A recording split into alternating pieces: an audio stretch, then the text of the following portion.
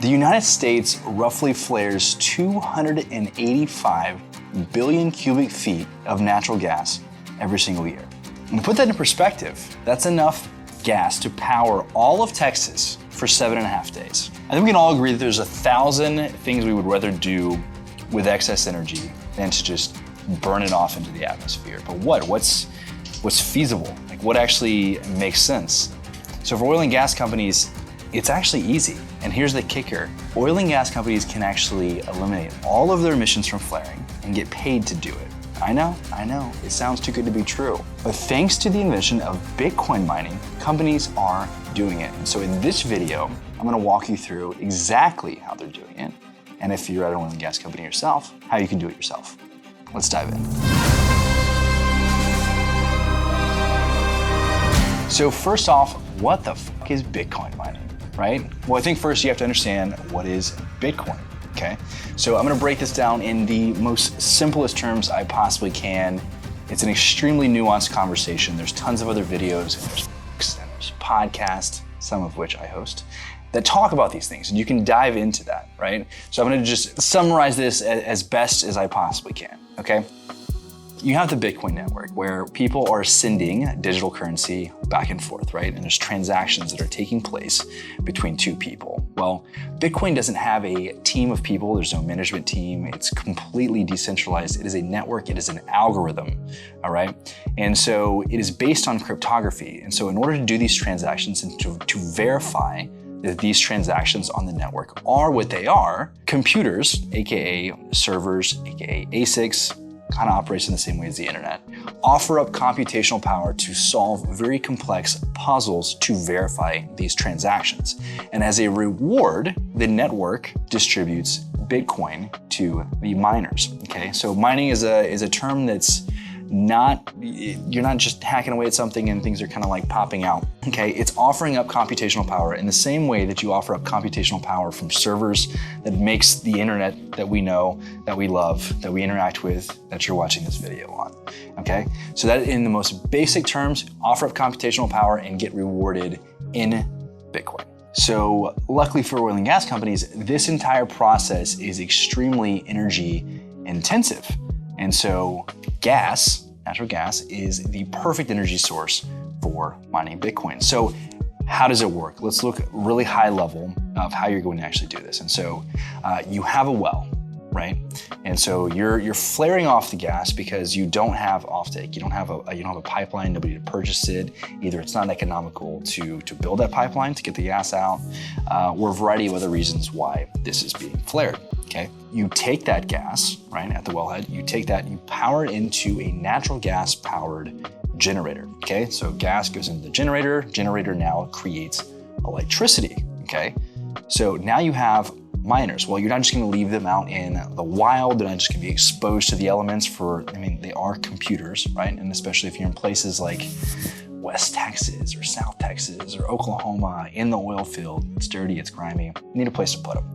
And so you have mining containers, which are essentially storage containers, right, that are now retrofitted and built specifically for Bitcoin mining with ventilation and with fans and with the ability to connect to the internet, all that kind of stuff, right? So you fill this thing up with ASICs, okay?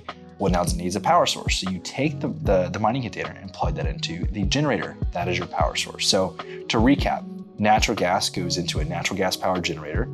The natural gas generator generates electricity, and that electricity now becomes the power source for the Bitcoin miners, okay? In the most simplest of terms. And obviously, we're gonna dive into the details. So once you get everything set up, obviously you need to be able to connect to the internet and communicate with the broader Bitcoin network, but turn those miners on, these puppies start firing off, and then you get to sit back and collect Bitcoin. Obviously, it's a little bit more nuanced than that. So there's a couple different ways to actually engage, right?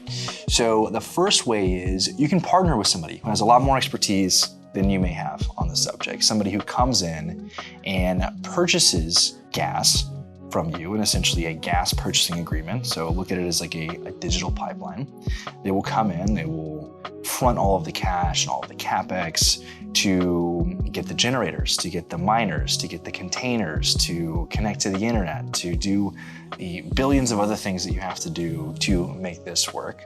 And they will simply pay you for the gas that you're not getting paid on now. Now, are you gonna get market rate? Are you gonna get Henry Hub? Absolutely not. But you're getting zero now, and you're gonna get something for it with Bitcoin mining, okay? Now you don't have to worry about the maintenance. You don't have to worry about learning about all of this and the massive learning curve that comes associated with that. I have seen people spend enormous amounts of money and completely fry millions of dollars worth of equipment, okay? So there's a lot to take into consideration, but not to dissuade you from doing that. We're gonna get into it.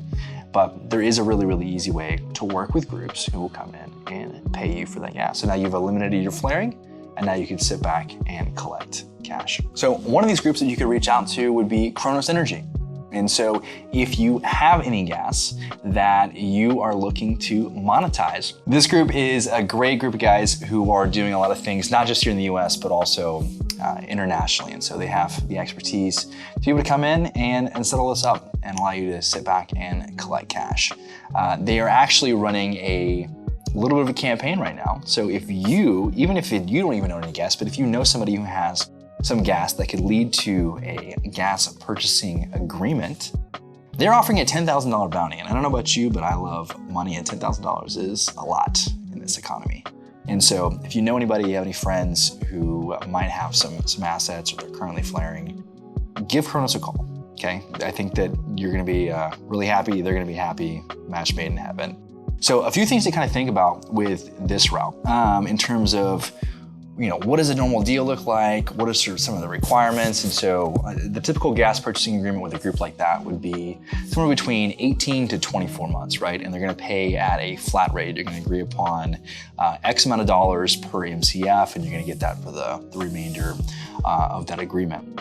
They'll probably need about 300 MCF a day of gas for this to really be economical for them. Take into consideration, they've got to put up millions of dollars probably to build up, get the generators, to get the miners, to get the containers, and millions of other things that you actually need. So you need a little bit of a longer duration than 18, 24 months for it to be economical. You need about 300 MCF a day.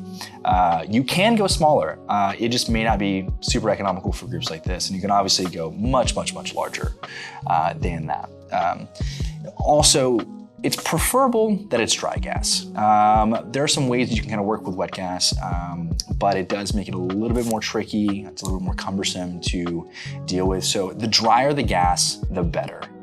So like I said, if you or any of your friends know anybody who has any gas that could lead to a gas purchasing agreement, you could possibly be walking away with $10,000. All right, so that is the easy way, right? Quickest way for you to possibly do that. Don't have to go through the learning curve of learning all of the ins and outs and the nuances of how to become a Bitcoin miner, and also the risk associated with kind of doing this for the first time yourself. So now let's dive into, hey, you know what? You're a risk taker. Maybe you're a wildcatter. You're like, I do things myself. I'm a DIYer. How do I mine Bitcoin? Well, you're in luck, because I've got none other than Mr. Justin Ballard himself, Mr. Texas Bitcoin Cowboy, Mr. Skinny Jeans, Mr. Green Nissan Titan Nissan Frontier, not even a Titan. Justin Ballard, my co-host on the Energizing Bitcoin podcast. So Justin, if you don't know, is the man in Bitcoin mining, okay? I'm not just saying that because we're good friends, and he's also my co-host. I'm saying that because he comes from oil and gas. He's an oil and gas guy first and foremost. Started J Energy with Ryan Leachman up in Wyoming and built it into the largest Bitcoin mine in Wyoming. And since then they have sold, and now he is focused on just doing a lot of these deals with other companies. And so he's a lawyer, and so he does all the legal work for these, as well as putting together these kinds of agreements. He's a great guy. So let's welcome Justin. Thank you, Jake, for the descriptive introduction. I am Justin Ballard. I'm an attorney with Martin Legal Group. Prior to getting over at Martin Legal, I started a Bitcoin mining company, J Energy, and we became the largest miner in the state of Wyoming. We were off-grid. We were mining off natural gas, doing about 150 petahash a day. at our peak, a little bit more than that. After being there for a while and then closing some deals on grid, I wanted to kind of get into the legal side again and start helping people that are looking to build their own operations and looking to close deals in the space. So I got the opportunity to join Brandon Martin over at Martin Legal, and that's where I'm at now. But I want to talk to you about some of the complexities that come with mining off grid and starting your own operation, and the associated costs that come along with that type of activity. Number one on the list, power generation. That power generation is by far the most important aspect of the operation, and it's also probably the biggest source of problems in a operation. You're going to spend about $300,000 to $500,000 per megawatt for a reliable genset. This is not an area where people want to skimp. You want to make sure that you are having a reliable source of power for your Bitcoin mining operation. And I can attest to you that one of the biggest sources of headaches for me during my time at Jay was dealing with gensets going down. So don't be afraid to put the capital into your genset. It's going to save you a lot of headaches down the road and make you a lot more Bitcoin as you go through your operation. Number two on the list is ASICs, and the ASIC is the computer you use to mine Bitcoin. One of the things that you need to consider, again, is what type of operation you want to have. ASICs are priced on a per terahash basis. The higher processing power of computer of ASIC, the more terahash it has and the more it's going to cost. Those are typically priced right now in the market conditions we have, $12 to $15 a terahash. You can find them for that. A higher processing power machine is probably going to cost you a little bit more on a per terahash basis because it is more competitive and it's going to be competitive longer. But again, that's something you need to factor in on your operational goals is, do I want to have the highest terahash and generate the most Bitcoin possible, or am I, again, looking to just remove my flare? Typically, the machines that people are buying right now, S19J Pros, things like that, in their equivalent in the micro BT world, those are costing anywhere around, like I said, $12 to $15 terahash. They're about 104 terahash per machine, and so you're looking at around $1,500 or more for your machine. You're going to need about 250 plus 260 some machines to get to a megawatt. And that's going to put you at about 400 grand per megawatt, close to 400 grand per megawatt for those type of machines. You can buy smaller, lower processing power machines like an S9 or even something a little bit more new generation than that. And it's going to cost you a lot less money, but you're also not going to have the most competitive Bitcoin mining operation. Just like you would have a wellbore that isn't producing as much, and it's almost like a skimmer well. Something like that, that would be the equivalent of running like some S9s. So operational goals is huge and key to what you want to do as far as deciding what ASICs or power generation or really any of the stuff we're going to talk about the rest of the way.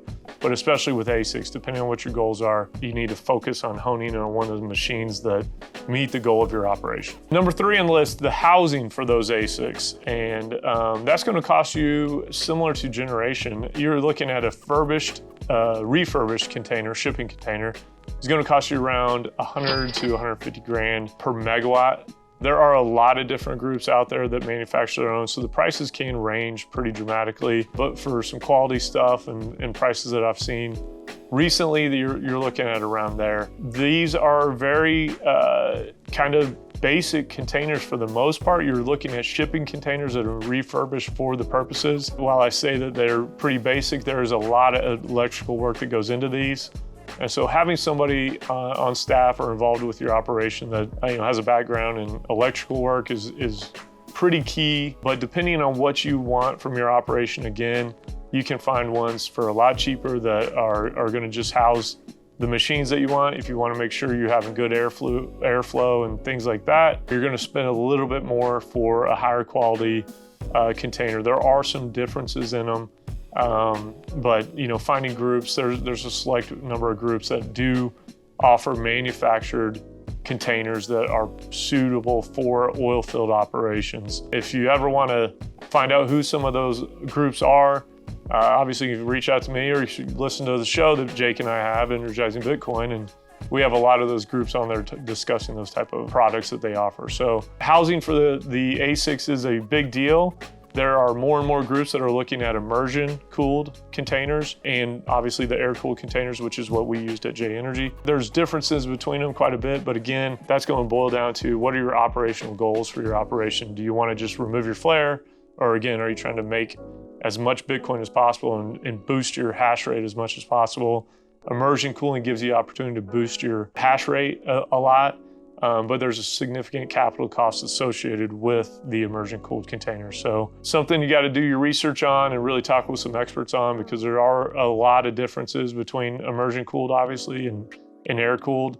But even within the housing for an air cooled one, there can be some vast differences. And so operational goal, as I've repeated already, is a key factor in deciding which route you want to go with the containers. All right, number 4 on the list, and not really what I found to be a huge capital cost or OpEx cost, but something you should and will have to factor in on your operation is, what am I going to use for communications? What we used at J was a terrestrial Wi-Fi that we put in. We had a tower that we brought out and we made line of sight to a cell tower, and it works perfectly for us. The upload speeds are not nearly as big an issue as download speeds, and a lot of the data that you are transmitting to the Bitcoin network is uploaded. So it tends to not be as big a problem, and you can find there's plenty of bandwidth on some cellular towers.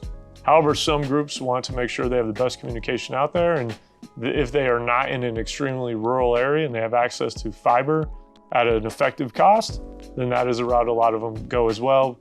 You really don't have any latency issues there, and it really is probably the best method of communications that you can have for a Bitcoin mining operation. However, there are plenty of groups out there doing cell, and there's plenty of groups out there using satellite. So it's really, again, boil it down to, what do you want to get out of your operation? Do you want to have very cheap operation, then you keep your communication costs probably to cellular, maybe even satellite. If you want to make sure you have as much hash rate going as possible and you don't have a much stale hash, you might want to go with a fiber route. But again, that's going to be cost kind of conscious decision on your part. And also, is it even available out there? But typically with oil field operations, there's going to be SCADA or some other type of communications that's already out there. So we've generally found that usually communications can be solved, and it's not really a huge cost for most groups. So, all right, so just to recap, number 1, your power generation.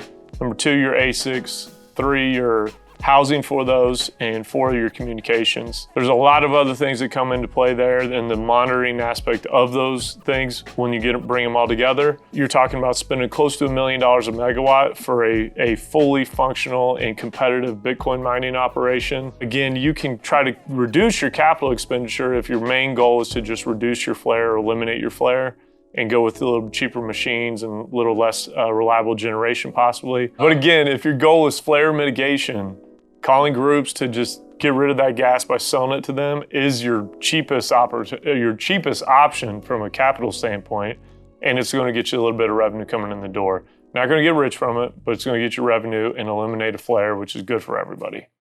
There you have it. We broke it down step by step, how to from Justin, some of the best in the business. If you want to do it yourself, you have options, and it's not to dissuade you from doing it. It's just obviously really challenging. Very steep learning curve to actually mine Bitcoin. But Bitcoin mining, the way that I see it, especially here at Digital Wildcatters, we see all of the technology that is moving and shaking in the oil and gas industry. And that's why we have spent so much time with launching the Energizing Bitcoin podcast and doing our power event that we do every year, because we truly believe that this is one of the most revolutionary technologies that has really ever existed, particularly for the oil and gas space. I mean, you can eliminate all of your emissions from flaring. You can get paid to do it. And on top of it, there's groups out there that you could call today that could help you accomplish that and get you paid on the gas that you're currently not getting paid on. But if you want to make your life super easy and you don't want to worry about setting all this up, like I said, reach out to the guys over at Chronos Energy, and they will take care of all of the heavy lifting. They have all the knowledge, all of the expertise, put together a simple gas purchasing agreement, and get paid on the gas that you're not getting paid for currently, and eliminate your flaring. Flaring should not exist in 2023. We have the technology to eliminate that, and we have the ability to get you paid. So if you guys like this video, please take 2 seconds to subscribe, like, share it with your friends. If you want to see some more of this, let me know in the comments below what other videos you'd like to see. We want to make a whole lot more of these. This is a whole lot of fun. And we will catch you guys in the next video. Hope you guys enjoyed the video. I'm a little biased. I think it was pretty awesome. I think James might be a little bit biased too, but I'm sitting here with James McCarthy from Chronos Energy. And so we wanted to do not just premiere the video, but also do a little bit of a live Q&A, allow James to introduce himself, and yeah, take some questions from you guys. So if you have questions, if you're at an operator and you're interested in using Bitcoin mining as a tool to be able to monetize some of this stranded energy, if you have questions about Bitcoin mining in general, possibly even Bitcoin in general, we've got the man here. So if you guys have any questions, throw them down in the chat. In the meantime, James, you want to give a quick little intro, a little bit more about yourself, and then I know you got this new site you guys got up and running. You want to dive into that too? Yeah, well, bring the mic closer.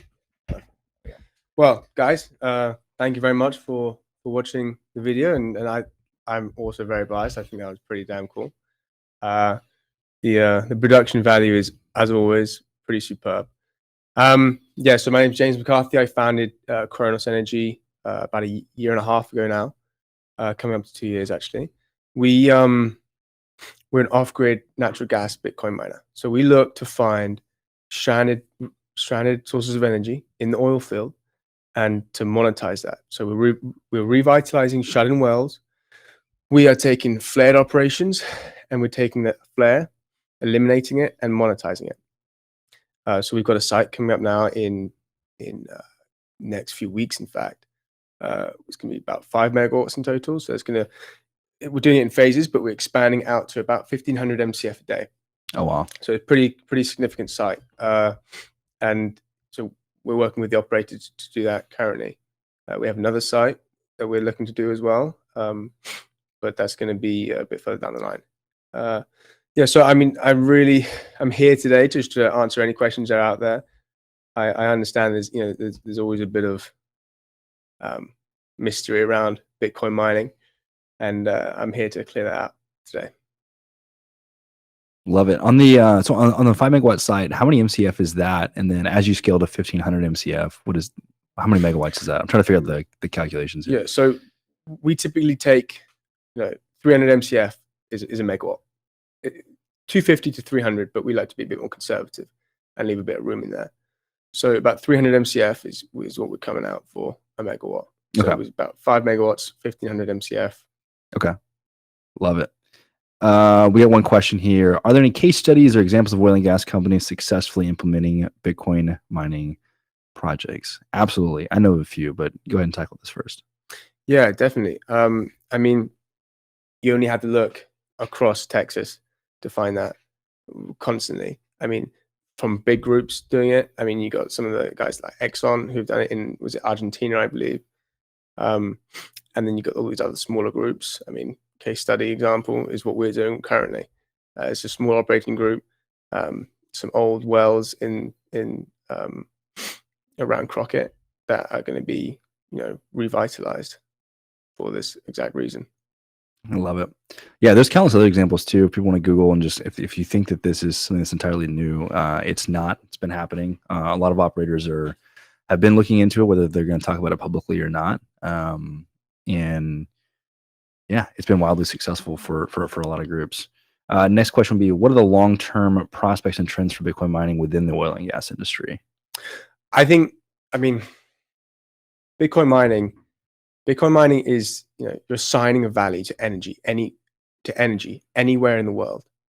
So oil and gas is, is extracting energy from the earth and exporting it to the market. But half the time, especially in the gas side of things, it's hard to get that gas to market. You have to have a pipeline. So if you can't get a pipeline for a variety of reasons, whether it's economical, geological, whatever, regulatory, you can't, just build the pipeline wherever you want to, whenever you want to. So you're stuck. And a lot of places, if you can't export the gas, you have to flare the gas. And if you have to flare the gas, you have to get permitting. And if you can't get a permit, then you can't pump oil. So these guys, they're stuck waiting to get the ducks in a row to be able to get what they want out of the ground, which is the oil. So if they're not, if they're being hindered they're being hindered by the process of flaring. We can come in and eliminate that. So that really changes the game up for these guys, makes the operating so much easier. Makes, you know, they're eliminating the need to flare, Mhm. and they're getting paid to do it. I don't particularly see on the permitting side when you're talking about building pipelines. I don't foresee that necessarily changing anytime soon. Exactly. I saw a presentation recently with the CEO of Williams, and he threw up a diagram that was like their current permitting process and all the different groups they had to go through to get permitting and the entire life cycle of that. And it was just like astonishing, just all the regulations and how they can kind of stifle, you know, building those things. So I foresee this being a problem that's not really going to go away in the near term. Yeah. And so I see this as a major opportunity. I mean, especially if you're operating in like Pennsylvania, up in Marcellus, you can't build pipe. So you have to our solution is the best solution for them. Mm-hmm. Another one, what considerations should oil and gas executives take into account when deciding whether to invest into Bitcoin mining? Yeah, that's a really interesting question. I think it's kind of, what's your risk profile? Are you guys willing to put in the work to understand the nuances in Bitcoin mining? Or do you think, or is it more beneficial for you guys to outsource it to a group like us? Mm-hmm. We come in, we contract, we take all the headache away from you, and we just pay you a GPA every month. And I mean, we can also, something we've been exploring a lot more is revenue sharing operations. So each party gets the upside of when Bitcoin price goes up. We also share the downside, but it's really, what's your risk profile? What are you looking to get out of it? Are you looking to invest into it? Is that you're looking to become a Bitcoin mining company? Because otherwise, if that's not what you're wanting to do, then it might be best just to hand it off to someone else, hand it off to us. I think having just from energizing Bitcoin on the podcast and talking to a lot of these oil and gas guys and a lot of groups have been talking to oil and gas companies, I think a lot of the barrier for some of these groups is it goes back to basic oilman psychology 101 of like, do I invest in this or do I just like drill another well, right? But drilling another well doesn't necessarily solve this problem that we're talking about specifically on the flared or stranded natural gas. It can only make the problem worse potentially. Another great question. What do you do for custody when partnering with oil and gas companies interested in exposure to Bitcoin? Basically, companies that want to hold Bitcoin but are not equipped to hold it. Do you recommend custodians, cold storage, or just hold it for them as part of the agreement? We'll teach you. We'll show you how to spin up your own wallet, how to secure keys, and how to be a good custodian of your Bitcoin. It's really not that simple. It's really not that difficult. It's pretty simple. Once you explain it, and you show someone how it works, it's not that hard. So we'll take you through the process if that's what you're interested in. We'll take you through the process of how to drum up your own wallet, how to securely record your keys and make sure you've got backups of those keys and why keys are important. And any questions you have, we can hold your hand through the whole process. Yeah. And I think people should want to own their own keys. And I think that even if it's not with Chronos, if you're working with another group, I don't think I would feel comfortable getting into any sort of partnership where I didn't have access to my own keys. I would feel uncomfortable holding someone else's keys. Yeah. It's literally, you're I mean, are you going to hand somebody your wallet full of cash and your IDs and your look after this cards? Yeah, just hold on to this for me for the next 12 months. Yeah. I think it's important to teach them why you need to hold your own keys as well and show, we can always link back to what's happened.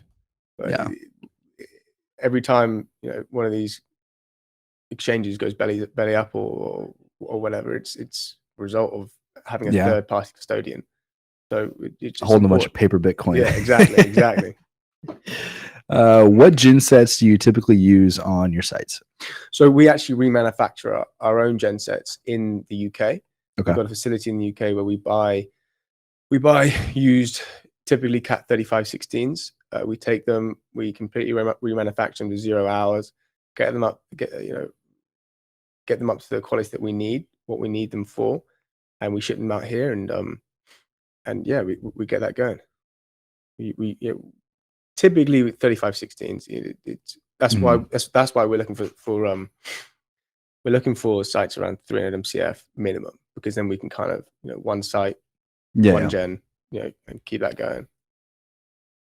What kind of gas composition do you need? Yeah, so I mean,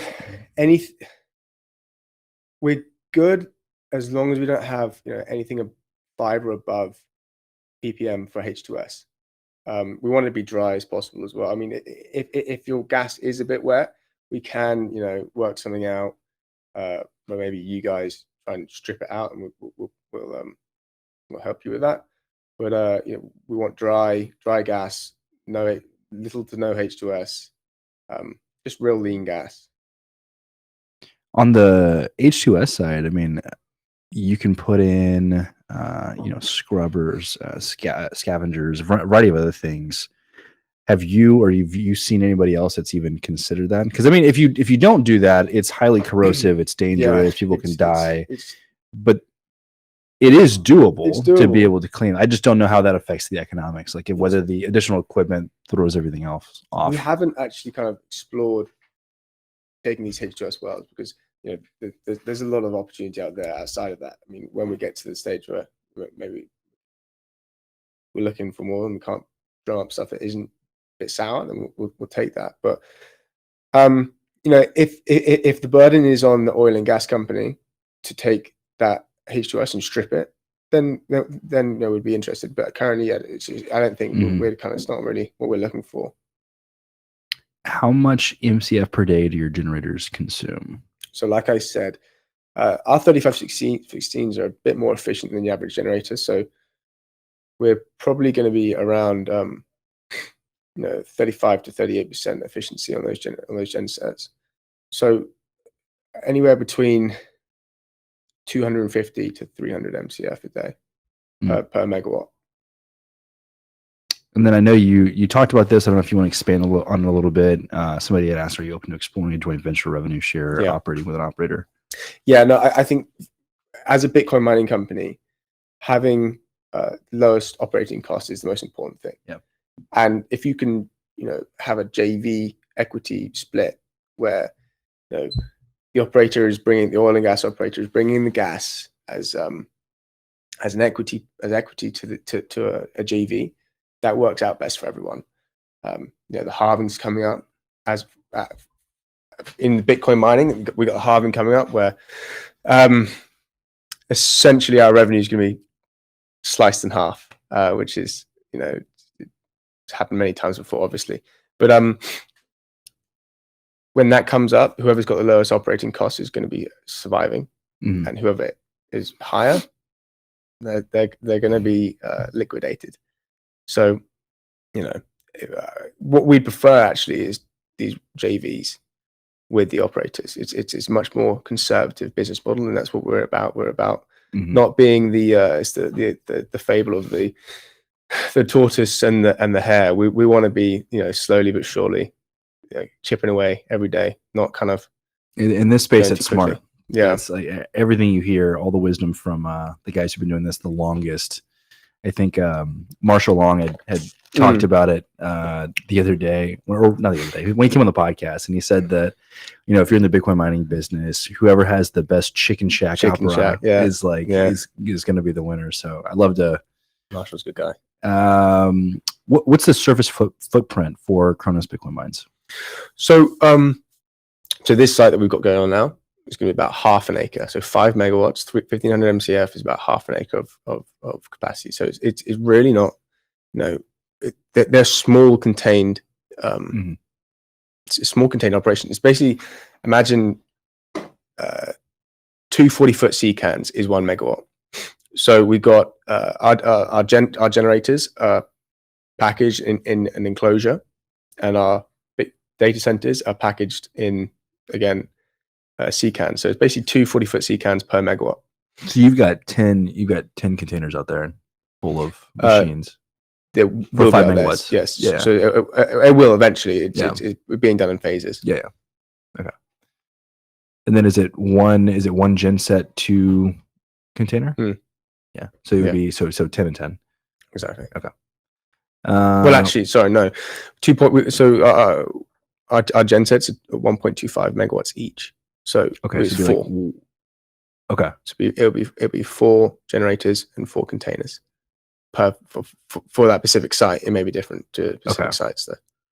would you sign a gas purchase agreement for a duration of 2 years plus? Yeah, I mean, the longer the better for us, really. I mean, we want to as long as the decline curve can take it, we'd definitely sign the GPA for that long. James, will your operations interfere with my potential production? No, I mean, we can assist your production. Really, we can help you in areas like up in Canada, and across the States as well. You've got certain limits on how much you can flare a day. We can help you produce more oil. So we're actually a benefit to your operation instead of a hindrance. And to add to that, we can also provide power to the well pad. So we can provide power and Wi-Fi to the well pad. So that's another benefit we can provide operators. Love it. Has anyone looked into collateralizing the credits to use in the capital stack? Sorry, say that again. I'm not sure what that means, to be honest with you. So whoever asked that question, if you want to, if you could clarify that a bit further. Yeah, Justin Reyes, if you can clarify your question there. Next question would be, have you ever explored the electric frac space using more mobile miners to follow fleets with extra power? No. So I mean, we're not really kind of looking for that routine. We're not looking for the emergency flaring kind of operations. We want to be at a site where we can just stay there for a duration. The modeling doesn't really work on those kind of non-routine flaring operations. You want to be somewhere at least like we say 18 months to 24 months minimums. Yeah, so we wouldn't particularly go for those sites. What's the future look like for you guys? What's the end goal? We talked about international projects. Yeah, being conservative. Yeah, so I mean, going international. If you look at the flaring data, all of it, all the routine flarings outside of the US. So it's kind of like that film War Dogs, really. I was in the Middle East for a few weeks, and we were going through the oil field there, and it's just what I had in my mind was that film. The areas we have to go to aren't the they aren't the areas where a lot of the money markets go to. So we're looking at projects at the minute in Nigeria, in the Niger Delta. Big flaring big flares there, and the benefit we also have there is the local communities that are surrounding these flares. They actually live in amongst the flaring operations, the oil and gas operations. They have no grid. They have no electrical grid there. So we can come in, we can deploy these microgrids, which will be used to mine Bitcoin for our revenue generating operations. We can also supply electricity to these local areas without any grid. And as we both know, energy consumption has a direct correlation with the prosperity. Exactly. So we can supply internet, electricity. We can power the schools. We can help with clean water. We've seen a few examples of this in Africa already. Exactly. Yeah. And there's so much opportunity. Yes, this is not theoretical. This is real. It's been happening. It's been happening for the last. Look at the guys with gridless. They do that every day. Yeah, absolutely. Which is awesome. Mm-hmm. No, I absolutely love it. All right, guys, if you have any more questions, drop them into the chat. Anything else people should know? Anything we didn't cover in the video? Anything we didn't cover in the questions? Anything that's kind of top of mind for you? I think from the Bitcoin mining perspective and the operations perspective, not particularly. No, we're. I think you did quite a good job in that video. You guys really smashed it out of the park.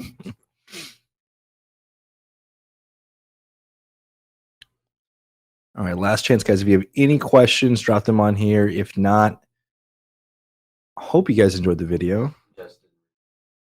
Justin restated his question. All right, let's pop in here.